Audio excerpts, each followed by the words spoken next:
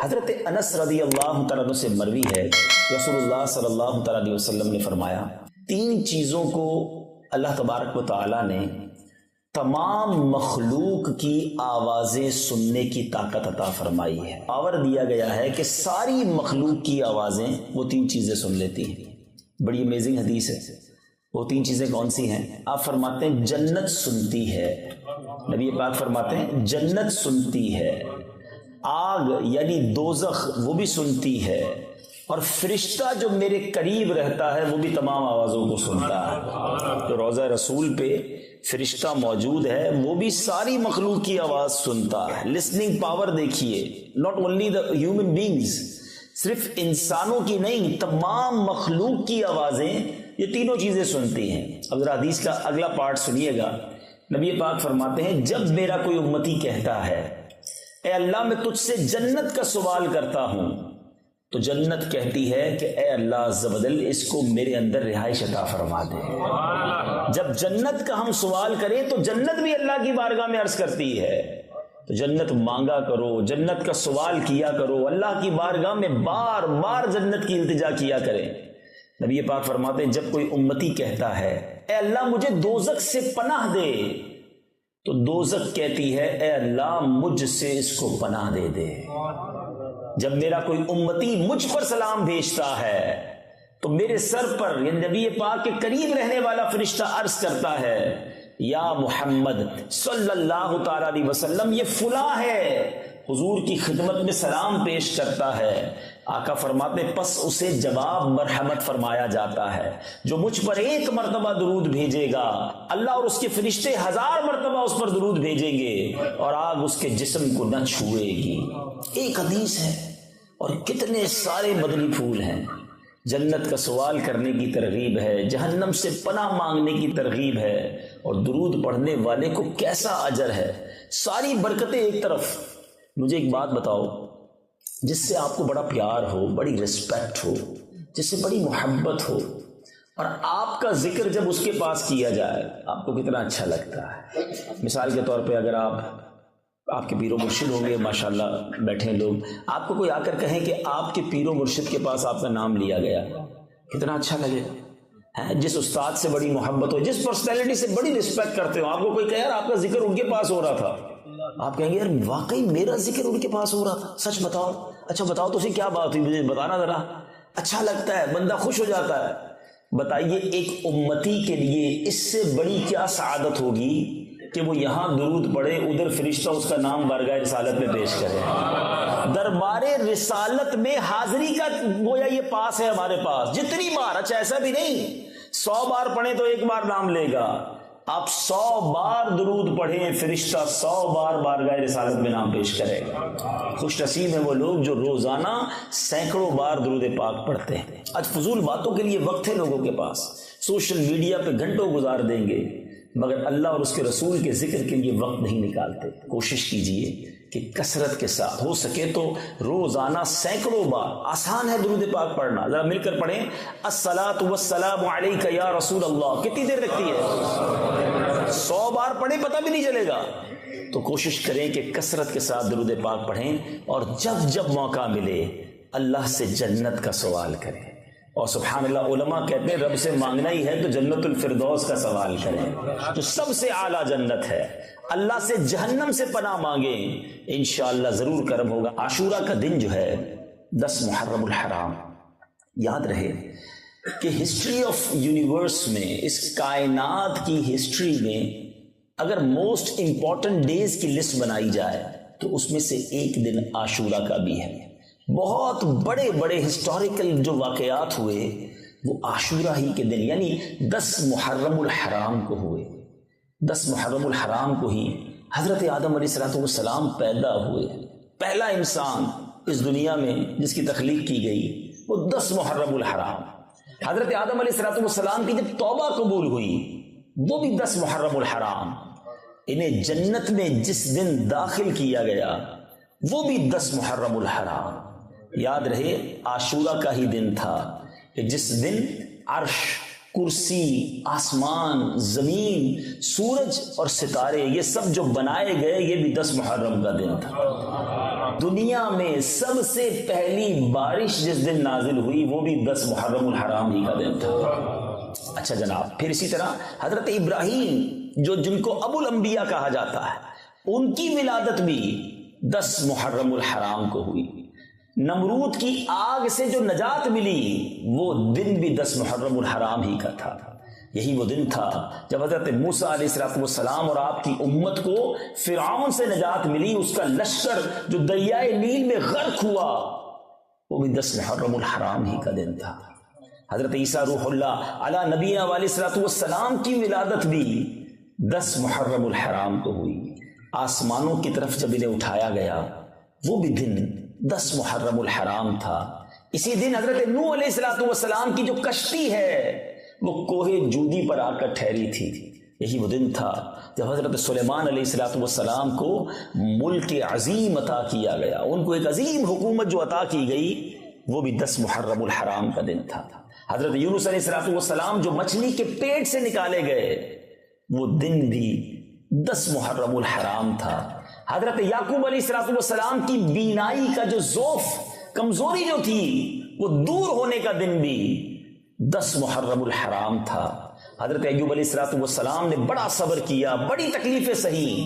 جس دن آپ کی مصیبتوں کو دور کیا گیا، تکلیف کو رفع کیا گیا، وہ دن بھی 10 محرم الحرام کا تھا۔ اسی دن کا روزہ پہلے کی امتوں میں مشہور تھا، یہاں تک کہا گیا کہ رمضان کے روزوں سے پہلے عاشورے کا روزہ فرض تھا، بعد میں وہ منسوخ کیا گیا اور رمضان کے روزے آ گئے۔ اتنا امپورٹنٹ ڈے ہے، مگر پھر ایک ایسا واقعہ ہوا کہ جس نے واقعی بڑے تاریخی واقعات ہیں، لیکن اس واقعے نے اس کائنات کو ہلا کے رکھ دیا۔ رہتی دنیا کے لیے ایک ایسی مثال بن گیا وہ واقعہ، ظلم و جفا کی ایک ایسی آندھی چلائی گئی۔ نبی پاک علیہ السلام کے پیاروں، آپ کی آل اور آپ کے نواسوں کے ساتھ جو کیا گیا کربلا کے میدان میں، کہ کئی دن کے بھوکے پیاسے ہیں، اور جس بات پر زیادہ تکلیف ہوتی ہے تو یہ سب کچھ کرنے والے بھی جو تھے وہ بھی کلمہ پڑھنے والے تھے، اپنے آپ کو نبی پاک ہی کا امتی کہنے والے تھے، اور انہوں نے آقا کی آل کے ساتھ ایسا کیا۔ وہ بھی 10 محرم الحرام ہی کا دن تھا۔ آج شب عاشور ہے، ہم بڑی زبردست لائٹوں میں سکون سے بیٹھے ہیں، تھوڑی دیر بعد اذان عشاء ہوگی، ہم نماز پڑھیں گے، شاید لنگر بھی کھائیں گے، گھر جا کے سو جائیں گے۔ تصور کیجئے تقریباً 1380 سال پہلے کربلا کے تپتے ریگستان پر بھی یہ رات آئی تھی۔ اس رات کیا ہوا تھا، اور اس رات سے پہلے کا سینیریو کیا تھا، کس طرح یہ قافلہ وہاں پہنچا تھا، اور کس تکلیف میں وہ رات گزاری تھی۔ ذرا سوچئے تو صحیح کہ آج میری اور آپ کی فیملی ساتھ ہو، اور ہماری فیملی کے ساتھ کوئی چھوٹی سی ڈیفیکلٹی آ جائے، ہم کہتے ہیں یار مجھ پر آ جائے غم نہیں ہے، بچوں پر، فیملی پر کوئی تکلیف نہ آئے۔ ہم اپنی فیملی کو، اپنے گھر والوں کو ہمیشہ کمفرٹ دینے کی کوشش کرتے ہیں، دینا بھی چاہیے۔ شریعت بھی یہی کہتی ہے کہ اپنی فیملی کے ساتھ اچھا برتاؤ رکھے، ان کو ٹیک کیئر کریں، مگر وہ بھی تو ایک فیملی تھی نا، اور وہ فیملی کتنی اعلیٰ، عرفہ اور کس مرتبے والی فیملی تھی۔ ذرا سوچو تو صحیح، جب تک یہ بات سمجھ نہیں آئے گی نا کہ یہ واقعہ جن لوگوں کے ساتھ ہوا تھا ان کا سٹیٹس کیا تھا، ان کا مرتبہ کیا تھا، ان کا مقام کیا تھا، تب تک اس ظلم کی شدت کا اندازہ نہیں ہوگا، تب تک اس واقعے کی جو شدت ہے اس کا اندازہ نہیں ہوگا۔ یہ کون لوگ تھے؟ اللہ اکبر، نواسہ رسول امام حسن اور امام حسین وہ ہیں رضی اللہ تعالی عنہم، کہ آقا فرماتے کہ یہ دونوں جنت کے پھول ہیں، میرے یہ دونوں بیٹے، حدیث پاک کا مضمون ہے، جنتی جوانوں کے سردار ہیں۔ جنتی کہہ دینا ہی بہت تھا، ہے جس کو جنتی کہا گیا، نبی پاک کی زبان سے جس کے لیے جنتی نکلا وہ بڑی بات ہے۔ صرف جنتی نہیں، جنتی جوانوں کے سردار ہیں۔ یہ وہ لوگ ہیں، امام حسین کے بارے میں آتا ہے، آقا فرماتے حسین مجھ سے ہیں اور میں حسین سے ہوں۔ نبی پاک کے امام حسین اور امام حسن کا ایک بڑا کمال کا ایک لقب ہے بہت سارے القاب بڑے بڑے بزرگوں کو ملے مگر یہ لقب کسی اور کو نہ ملا، اور وہ یہ ہے راکب دوش مصطفیٰ۔ علماء بیٹھے ہیں، یہ کمال کی بات ہے۔ راکب کس کو کہتے ہیں؟ راکب کہتے سواری کرنے والے کو، سوار کو، ٹھیک ہے۔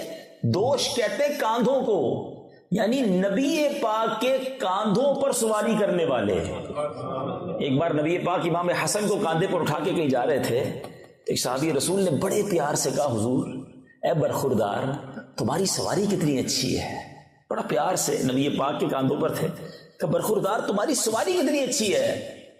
نبی پاک نے بڑی محبت سے فرمایا یہ بھی تو کہو سوار کتنا اچھا۔ Look at the love, look at interaction کیسا تھا، پیار کیسا تھا، محبت کیسی تھی۔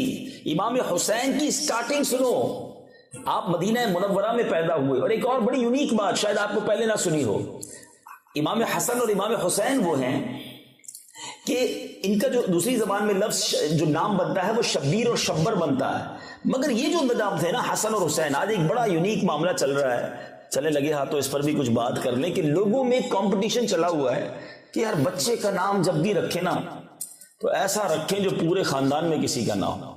اب یہ یونیکنیس کے چکر میں ایسی بڑی بڑی غلطیاں ہو رہی ہیں، اور جناب کبھی غیر مسلموں والے نام رکھ لیتے ہیں، کبھی ایسا نام رکھتے ہیں جس کا کوئی معنی ہی نہیں بنتا، اور کبھی ایسا نام رکھتے ہیں جس کا معنی بڑا ہی خراب بنتا ہے، لیکن بس الگ سے ہونا چاہیے۔ بھائی کیوں الگ ہونا چاہیے؟ انبیاء کے نام پر، صحابہ کے نام پر، اہل بیت کے نام پر ہمارے بچوں کے نام ہوں تاکہ ان کی برکتیں ہمیں نصیب ہونا۔ امام غزالی تصوف کے امام ہیں، علماء بیٹھے کبھی بیٹھ کے پوچھئے گا ان کا نام کیا تھا، ان کے والد ان کے دادا کا کیا نام تھا۔ سنو، امام غزالی کا نام محمد، ان کے والد کا نام محمد، ان کے دادا کا نام محمد، آپ کا نام لکھا اس طرح جاتا ہے محمد بن محمد غزالی علیہ رحمت اللہ الوالی۔ ہم کہتے نہیں جناب یہ نام تو خاندان میں ایک ہو گیا اب دوسرا نہیں چاہیے، ایسا نہیں کیا کریں۔ برکتوں کے لیے نبی بیٹا جب بھی پیدا ہو، امیر اہل سنت کا بڑا پیارا انداز ہے، نام رکھتے ہیں محمد۔ اب پکارنے کے لیے کسی صحابی رسول، کسی اللہ کے ولی کے نام پر نام رکھیں تاکہ اس کی برکتیں نصیب ہوں۔ تو بہرحال لیکن یہ نام کیسے تھے؟ اللہ اکبر۔ حسن اور حسین روایتوں میں ملتا ہے یہ نام جنت سے جبریل امین لے کر آئے تھے، اور ان شہزادوں کے نام رکھنے سے پہلے یہ نام دنیا میں کسی اور کے نہیں تھے، گویا یہ مخفی رکھے گئے تھے۔ جب ان کے نام رکھے گئے تو اس کے بعد یہ نام پھر اب ان کی چاہت میں دنیا بھر کے لوگ رکھتے ہیں، اور رکھنا بھی چاہیے۔ بہرحال امام حسین رضی اللہ تعالیٰ عنہ کی آپ سٹارٹنگ دیکھیں، ہمارے گھر میں بھی بچہ پیدا ہوتا ہے، ہم کیا کرتے ہیں، چاہتے ہیں کہ کوئی بزرگ کان میں اذان دے دے اور ان کے زبان سے لگ کر کوئی خوراک، کوئی گٹی جو ہے وہ بچے کو کھلائی جائے۔ اچھی بات ہے، کرنا چاہیے، مگر امام حسین کی قسمت پر ہماری جانیں قربان کہ آپ کے کانوں میں سب سے پہلی آواز اگر کسی کی گئی ہے تو وہ رسول پاک کی آواز گئی ہے۔ اللہ کے حبیب نے سنایا کیا آپ نے نواسے کو؟ اللہ اکبر۔ ذرا سوچو، حبیب خدا کی آواز ہے اور حبیب خدا اللہ کا نام سنا رہے ہیں، اللہ اکبر اللہ اکبر۔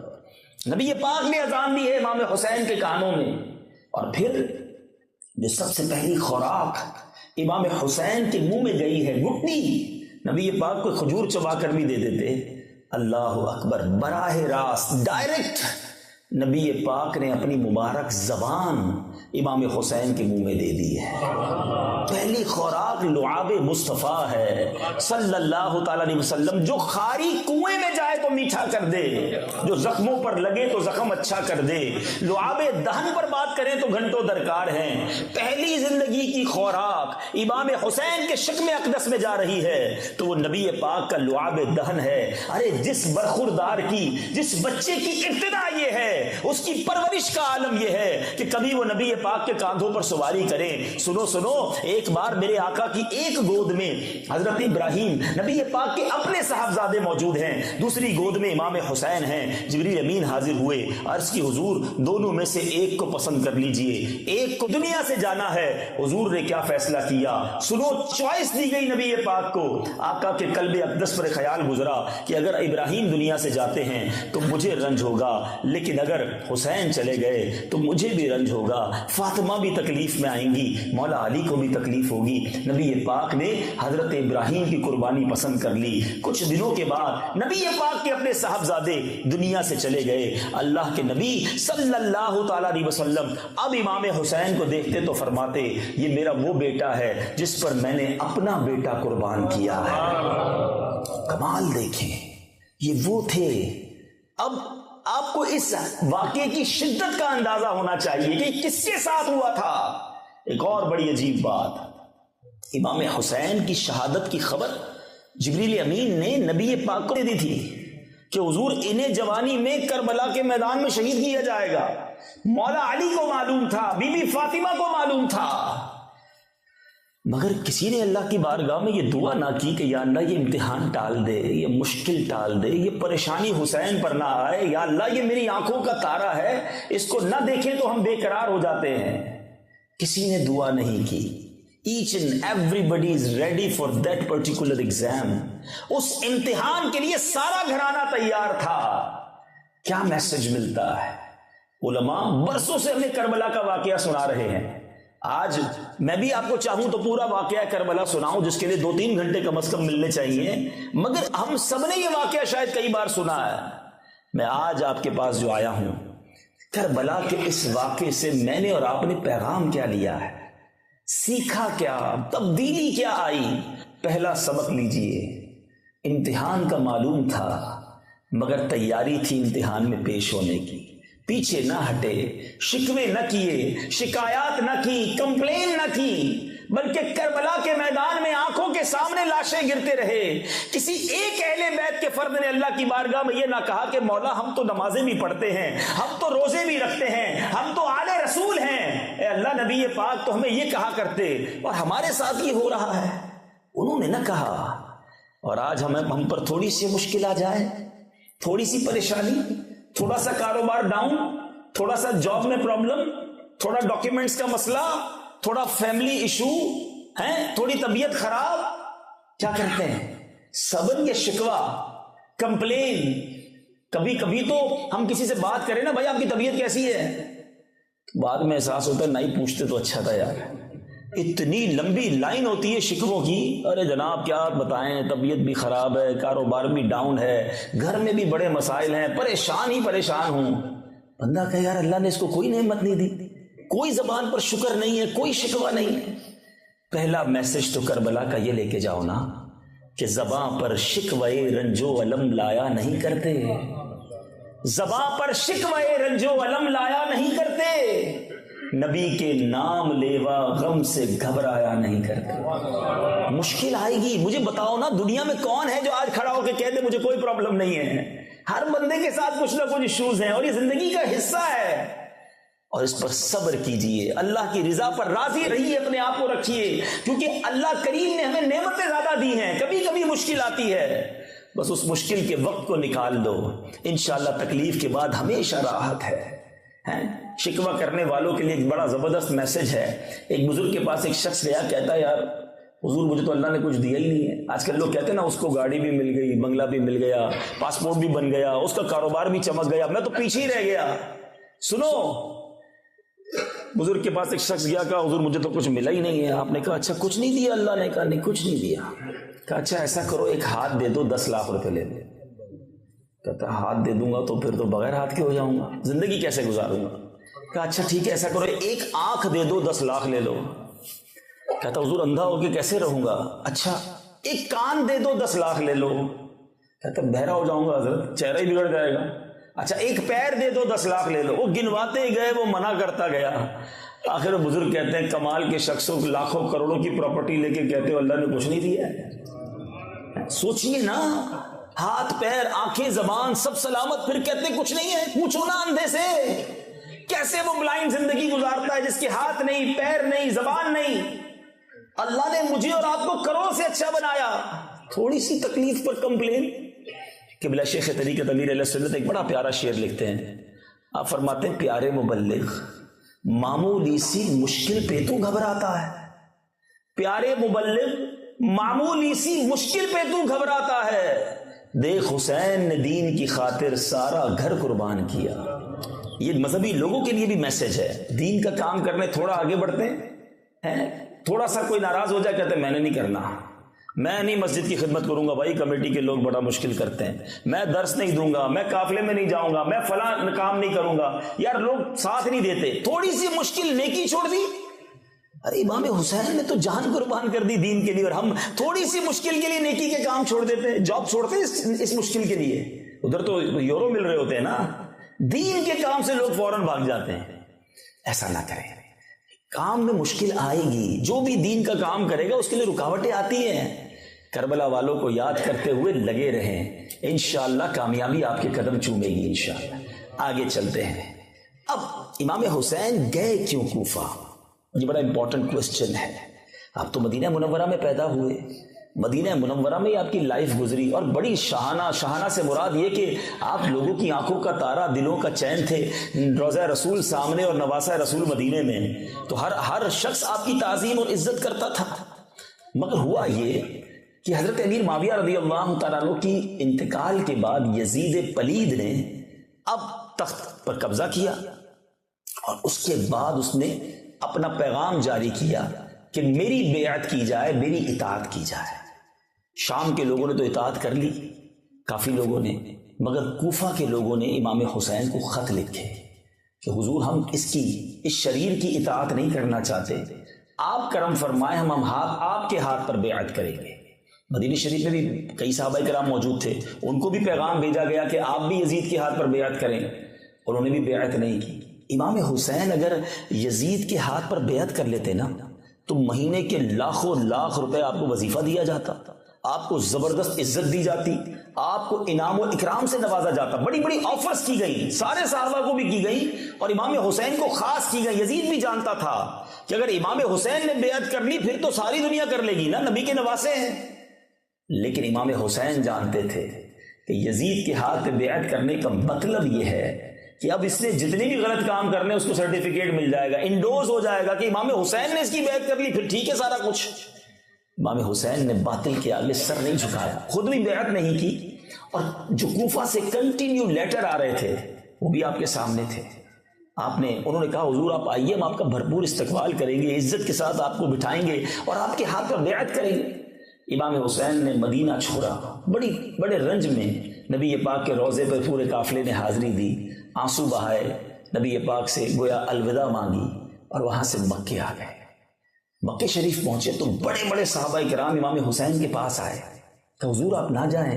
اچھا یہ بھی صحابہ کو پتا تھا کہ امام حسین نے شہید ہونا ہے, تو اب یہ بھی خوف تھا صحابہ کے دل میں کہیں وہی واقعہ نہ ہو کہ امام حسین جائیں اور وہاں جا کے شہید نہ ہو جائیں. بڑی کوشش کی. امام حسین نے کہا چلو پھر اس کی بیچ کی راہ یہ نکالتے ہیں کہ پہلے کوئی نمائندہ بھیج دیتے ہیں جو وہاں کے حالات تو بتائے کہ جو لیٹر لکھا ہے ویسے ہی حالات ہیں کہ نہیں. اب جب یہ مشورہ ہوا تو پھر ڈیسائیڈ ہوا کہ حضرت مسلم بن عقیل رضی اللہ تعالیٰ عنہ کو کوفہ بھیجا جائے. وہ اپنے بچوں کو لے کر کوفہ پہنچے. ادھر زبردست استقبال ہوا, 10-12 ہزار لوگوں نے آپ کے ہاتھ پر ہاتھوں ہاتھ بیعت کر لی. امام حسین کی بیعت پر آپ کے ہاتھ پر بیعت کر لی ان کی نائبی کے طور پہ.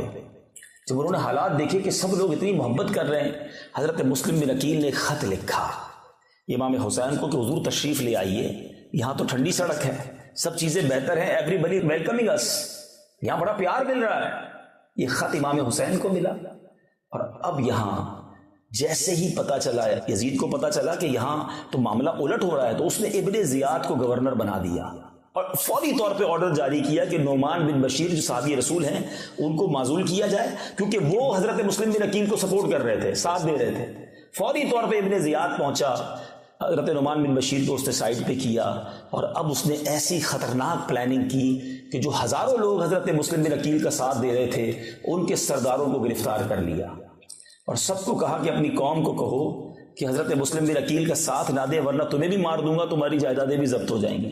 مال کا لالچ, خوف, ڈر, ان سرداروں نے اپنی قوم کو بھی ڈرانا شروع کیا کہ ایسا نہ کرو ورنہ ہمارا کچھ بھی نہیں بچے گا. حضرت مسلم بن عقیل نے غم زدہ حالت میں کوفہ کی جامع مسجد میں نماز ادا کی. ہزاروں لوگ تھے ساتھ, کم ہوتے ہوتے ہوتے 500 رہ گئے.